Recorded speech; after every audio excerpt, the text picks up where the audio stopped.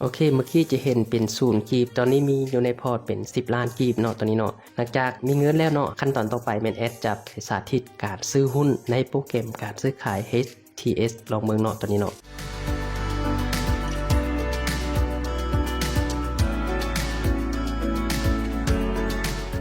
สบายดีหมู่เพื่อนนักลงทุนทุกท่าน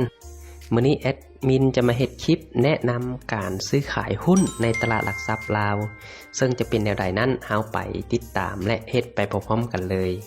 ก่อนชมคลิปอย่าลืมกดไลค์กดติดตามและกดแชร์วิดีโอนี้ให้กับหมู่เพื่อนของท่านที่สนใจในการลงทุนหุ้นในตลาดหลักทรัพย์ลาวเนาะคำเตือนคลิปนี้บ่แม่นคลิปแนะนำการลงทุนแต่เพียงอย่างใดเป็นพอเพียงคลิปแนะแนวทางในการลงทุนท่านไหนจะลงทุนลงเงินควรศึกษาความรู้และรับความเสี่ยงก่อนการลงทุนลงเงินเนาะตัวนี้เนาะถ้าท่านใดยังบ่เข้าใจเนาะสามารถคอมเมนต์ใต้คลิปวิดีโอนี้ได้เนาะสำหรับการซื้อขายหุ้นในตลาดหลักทรัพย์ลาวนี้เนาะแอดมี4ขั้นตอนหลักๆก็คือ1เป็นขั้นตอนการเปิดบัญชีซื้อขายหุ้นหรือว่าภาษาหนึ่งเขาเอิ้นว่าการเปิดพอร์ตเนาะตัวนี้เนาะรายละเอียดมันจะอยู่ด้านล่างคำอธิบายวิดีโอนี้ว่าการเปิดบัญชีจังไดหรือท่านเข้ามา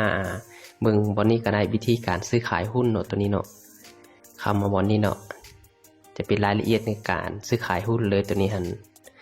สำหรับโบรกเกอร์ในปัจจุบันนี้มีอยู่3โบรกเกอร์เนาะณปันที่แอดอัดวิดีโอนี้เนาะมี3โบรกเกอร์1ก็เป็น BCELKT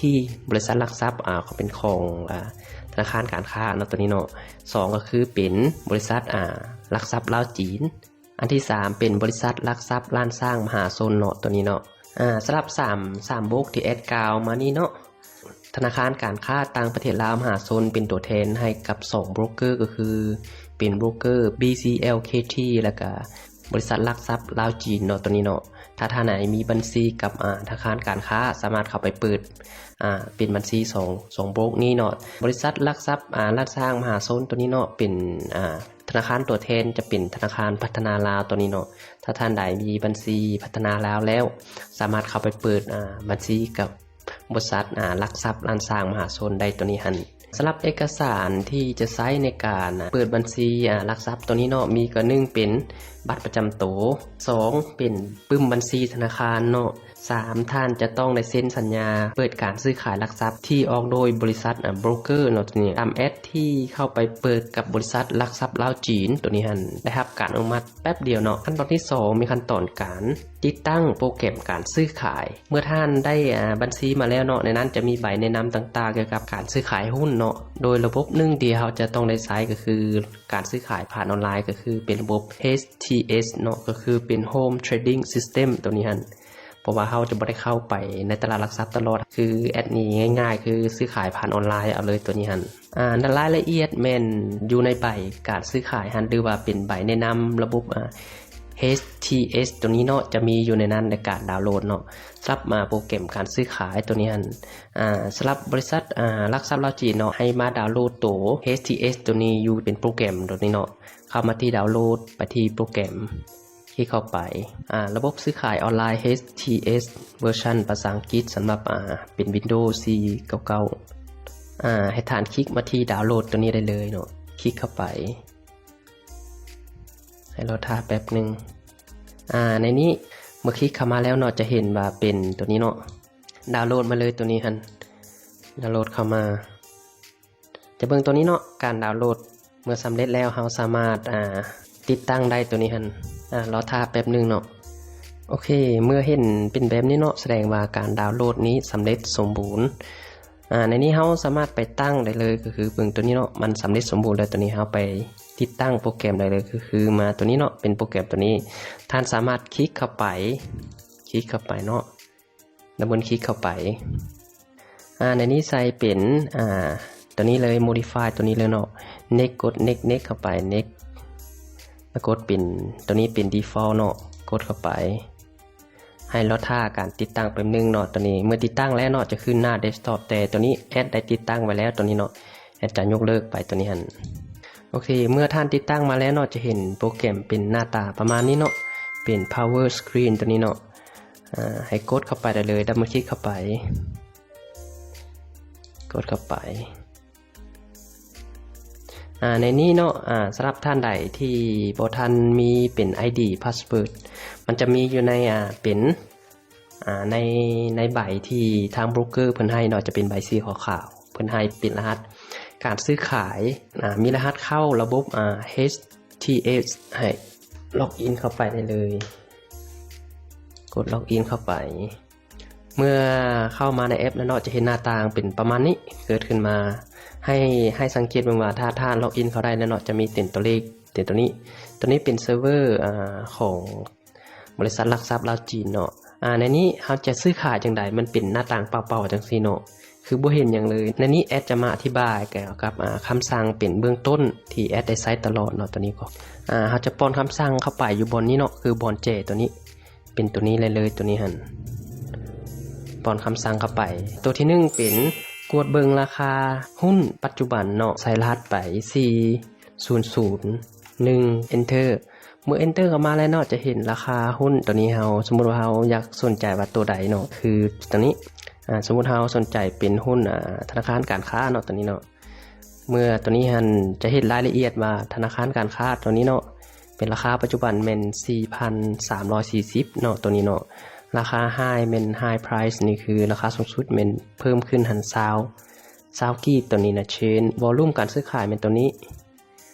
จะเห็นรายละเอียดต่างๆตัวนี้ระบบคำสั่ง4001ตัวนี้เนาะแล้วคำสั่งต่อไปแมนที่เราจะต้องได้ใช้แมนเป็นคำสั่ง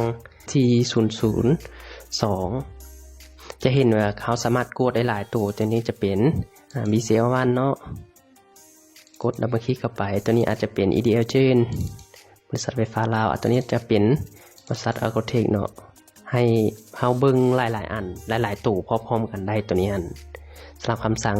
4002เนาะแล้วคำสั่งต่อไปที่จะได้ใช้ก็คือเป็นคำสั่ง7101ตัวนี้หั่นสำหรับคำสั่งตัวนี้เป็นคำสั่งซื้อขายตัวนี้หั่นถ้าจะซื้อหรือจะขายได้เข้ามาคำสั่ง7010เนาะตัวนี้เนาะสำหรับมานี่เนาะอย่าลืมใส่รหัสเป็นพาสเวิร์ดของเราตัวนี้เป็นรหัสซื้อขายให้จื่อว่ารหัสเข้ากับรหัสซื้อขายแตกต่างกันตัวนี้หั่นรหัสซื้อขายทางเพิ่นหั่นจะเฮ็ดมาให้เราตัวนี้หั่น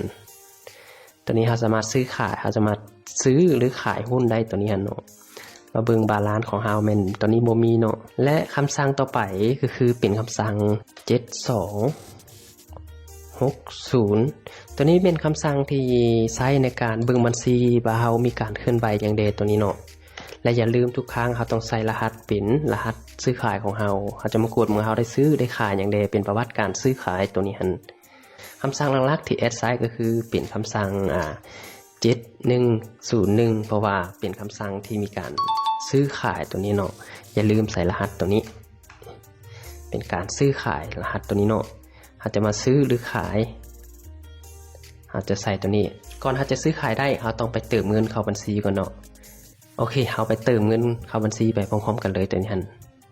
หลังจากที่เรารู้คำสั่งต่างๆแล้วเนาะเรามาโอนเงินเข้าพอร์ตของเราคือเป็นการเติมเงินเข้าพอร์ตของเราตัวนี้หั่นให้เข้าไปที่แอปของ BCL1 ได้เลยตัวนี้หั่นกดเข้าไปเมื่อกดเข้ามาแล้วให้ล็อกอินเข้าเป็นแอปเฮาปกติเลยตัวนี้หั่นอันนี้จะมาให้มาที่เป็นบัญชีของเราเลื่อนลงไปลุ่มจะเห็นติ่นตัวนี้เนาะเป็นบัญชีหลักทรัพย์ตัวนี้คลิกเข้าไปได้เลยเมื่อคลิกเข้ามาแล้วเนาะแอดสำหรับแอดเมนไซบัญชี160ตัวนี้เนาะคลิกเข้าไปในนี้จะมีอยู่2โบรกเกอร์ก็คือเป็นบริษัทBCLKT แล้วก็บริษัทหลักทรัพย์ลาวจีนเนาะสำหรับแอดเมนได้ลงทะเบียนไว้กับบริษัทหลักทรัพย์ลาวจีนให้กดไปที่บริษัทที่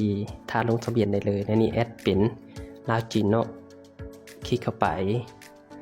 ให้เราท่าแป๊บนึงเนาะในนี้จะเห็นประวัติการฝากถอนต่างๆเนาะให้ฝากเงินเข้าไปตัวนี้ได้เลยจำนวนที่จะโอนเนาะในนี้แอดจะเป็นเข้าเป็น10 ล้านพอเนาะในนี้เป็นใส่เป็นรหัสผ่านก็คือการโอนเงินปกติในนี้แอดจะโอนเข้าไปประมาณ10 ล้านเนาะฝากไปเลยจะเห็นว่าการดำเนินการเป็นสำเร็จเนาะตัวนี้กดเข้าไปโอนแล้วเนาะเอาไปกวดเบิ่งว่า ในบัญชีของเรามีเทเบิลเงินกดเข้าไปที่บัญชีหลักทรัพย์ตัวนี้ได้เลยกดเข้าไป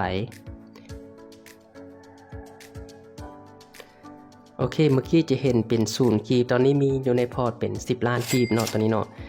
ขั้นตอนต่อไปแมนแอดจะสาธิตการซื้อหุ้นในโปรแกรมการซื้อขาย HTS ลองเบิ่งเนาะตอนนี้เนาะโอเคเข้าไปกันเลยเมื่อเราเติมเงินเข้าพอร์ตแล้วเนาะวันนี้เราจะมาเบิ่งในโปรแกรม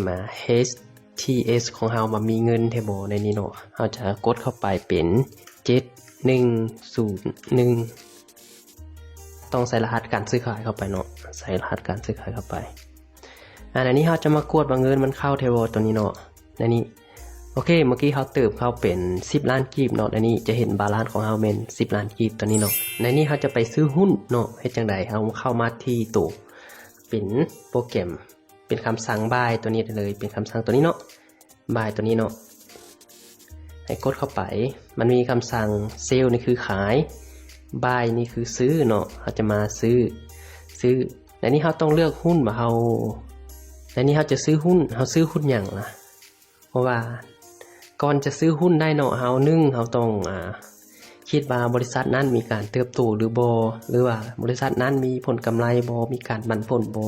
อันนี้ท่านหลายๆท่านนักลงทุนอาจจะรู้แล้วเนาะตรงนี้เนาะแต่แนะนำมือใหม่สำหรับวิธีการซื้อขายแม่นขณะนี้แอดจะมาซื้อเป็นของธนาคารการค้าเนาะตัวนี้เนาะสำหรับหนังสือย่อเป็น BCL เนาะกดเข้าไปดับเบิลคลิกเข้าไปเมื่อดับเบิลคลิกเข้ามาแล้วเนาะจะเห็นเป็นตัวนี้มีการฟังเสนอขายฟังเสนอขายเป็นตัวนี้ฟังเสนอซื้อเป็นตัวนี้เนาะตัวรุ่มนี้เนาะในนี้แอดมีอยู่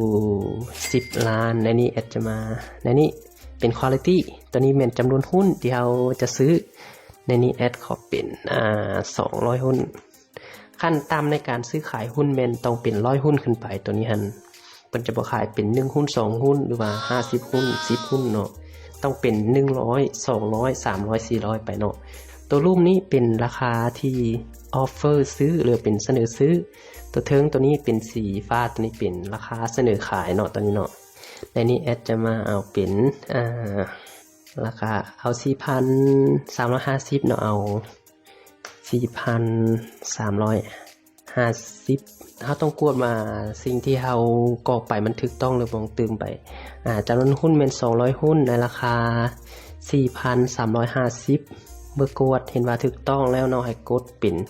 เซ็นออเดอร์ได้เลยตัวนี้กดเข้าเซ็นออเดอร์โอเคเมื่อกดเซ็นมาแล้วเนาะเซ็นออเดอร์มาแล้วตัวนี้ให้ปิดไปอันนี้เพิ่นจะขึ้นมาสเตตัสเป็น buy ในคิวของเฮาเมนที่23 account เมน